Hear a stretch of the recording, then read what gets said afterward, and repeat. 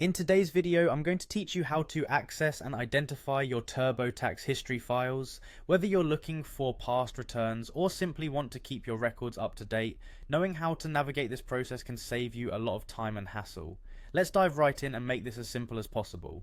First, begin by opening your preferred web browser and heading over to the Turbotax official site.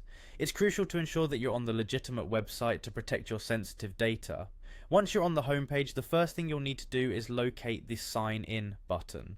This is typically found in the top right corner of the screen. Clicking on it will take you to a login page. Here you'll be required to enter your user credentials, which usually comprises your email or user ID and your password.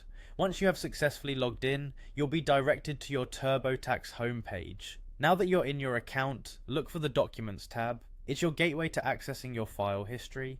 This tab is generally positioned somewhere at the top of the page, making it fairly straightforward to find. Clicking on Documents will lead you to a section that displays all of your uploaded or created tax files over the years. Once you've opened the Documents section, pay close attention to the option labelled View Documents From.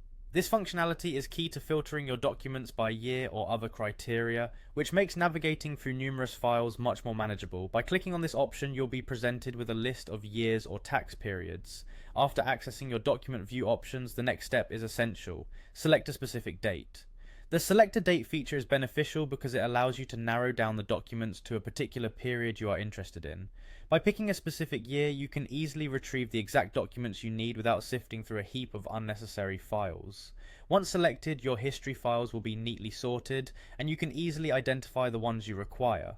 This layout not only helps you find what you're looking for quickly, but also allows you to confirm that all your documents are there. And that's it! You've now successfully accessed your Turbotax history files with ease and confidence. Remember, keeping track of these documents is vital, whether it's for future reference, audits, or any other purpose. By following these steps, you're ensuring that your financial history is well organized and readily available whenever you need it.